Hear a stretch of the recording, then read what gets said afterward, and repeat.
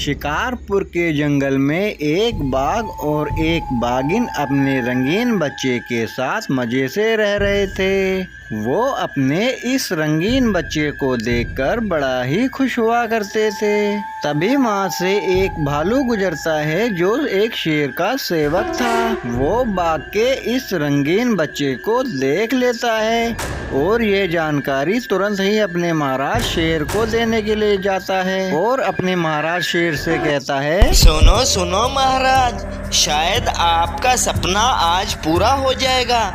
आज इस सिंटू बाघ के यहाँ एक रंगीन बाघ ने जन्म लिया है जिसका आपको सालों से इंतजार था।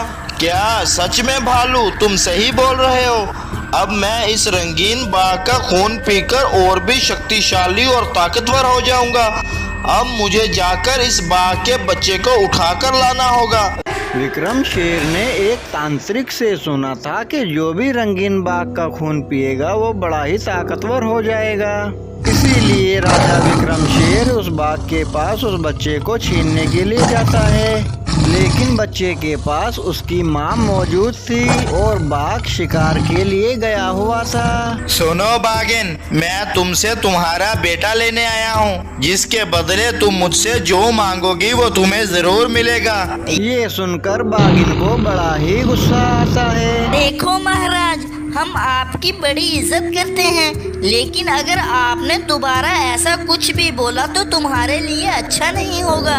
बाघिन की बात सुनकर शेर बड़ा ही गुस्सा हो जाता है, लेकिन तभी बच्चे को देखने के लिए और बहुत सारे जानवर वहाँ आ जाते हैं। इसलिए विक्रम शेर वहाँ से चुपचाप चला जाता है। आलू तैयार हो जाओ, हम आज ही इस बाघिन को अपने रास्ते से हटा देंगे, फिर मैं देखता हूँ कि कौन मुझे रोकता है। तब विक्रम और भालू एक पत्थर के पीछे खड़े हो जाते हैं और जैसे ही वहाँ पर बाघिन आती है वो शेर उसको मार देता है।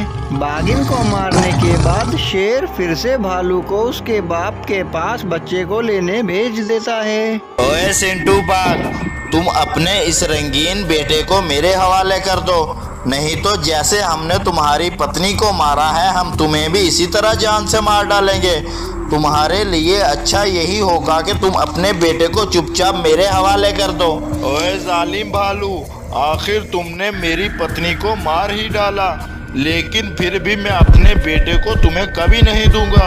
तब उसका बाप उसको अपनी पीठ पर बैठाकर बड़ी तेजी से वहाँ से भाग जाता है और दूसरे जंगल की तरफ रुख कर देता है। तभी एक नदी के किनारे पर आकर उसका पैर फिसल जाता है और वो नदी में जा गिरता है।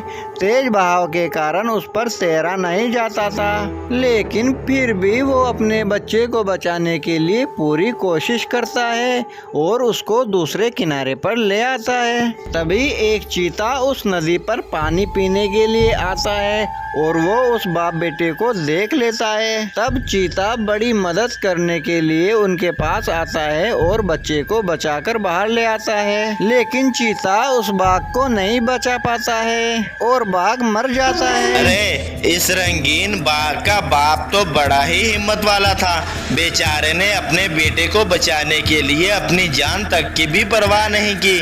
लेकिन अब मेरा फर्ज बनता है कि मैं अब इसका अच्छे से ख्याल रखूं। तब से वो ही चीता उस बाघ के बच्चे का बाप बनकर उसको पालता है और इस बच्चे का नाम जग्गू रखता है और बड़े ही प्यार से पालता है और इस बच्चे को जंगल में रहने के सारे तौर तरीके सिखा देता है। और जैसे जैसे वक्त बीतता है बाघ बड़ा हो जाता है। तब एक दिन जग्गू अपने पिता से सवाल करता है, अरे सुनो पिताजी, आप एक चीता हो और मैं एक बाघ हूँ, भला मैं आपका बेटा कैसे हो सकता हूँ? फिर वहाँ पर विक्रम शेर आ जाता है और बोलता है, मैं बताता हूँ बेटा, मैं बताता हूँ। दरअसल कुछ साल पहले इस चीता ने तुम्हारे माता पिता को मारकर तुम्हें यहाँ उठा कर ले आया था। अगर तुम अपने माता पिता से मिलना चाहते हो तो मेरे साथ चलो, मैं तुम्हारे पिता का करीबी दोस्त हूँ। विक्रम शेर की झूठी बातों को सुनकर बाघ को उस पर यकीन होने लगता है। नहीं नहीं बेटा, ये शेर झूठ बोल रहा है। लेकिन जग्गू अपने पिता की एक नहीं सुनता और वह उस जंगली शेर के साथ चला जाता है और वो विक्रम शेर उस बाघ के बच्चे को अपनी गुफा पर ले आता है। अरे विक्रम शेर, कहाँ है मेरे माता पिता? वो मुझे दिखाई क्यों नहीं दे रहे? हा। कौन से माता पिता मूर्ख, यहाँ तो कोई नहीं है। मैं तो तुम्हें वर्षों से तलाश कर रहा था, आखिरकार आज तू मुझे मिल ही गया। अब मैं तुम्हें मारकर तुम्हारा खून पीऊंगा और फिर मैं एक शक्तिशाली और ताकतवर शेर बन जाऊंगा। तभी वहाँ पर विक्रम के कुछ और दोस्त आ जाते हैं और जग्गू को चारों तरफ से घेर लेते हैं। लेकिन तभी चीता अपनी पूरी फौज के साथ वहाँ पर आता है और शेर से कहता है, ओए खूनी शेर, रुक जाओ। अगर तुमने जग्गू को छूने की भी कोशिश की तो तुम्हारे लिए अच्छा नहीं होगा। फिर विक्रम शेर को एक पिंजरे में कैद कर लिया जाता है और उसके सारे दोस्त इतनी बड़ी सेना को देखकर डरकर भाग जाते हैं। तभी वहाँ पर एक गाय आती है और जग्गू से कहती है, सुनो जग्गू बेटा, जब तुम 2 दिन के थे तब से ये शेर तुम्हारे खून का प्यासा बना हुआ था और इसने ही तुम्हारी माँ को भी मार डाला था और तुम्हारे पिता तुम्हें बचाने के लिए यहाँ से लेकर भाग गए थे, लेकिन वो भी एक नदी में डूबकर मर गया था और इसी चीता ने तुम्हें बचाया था।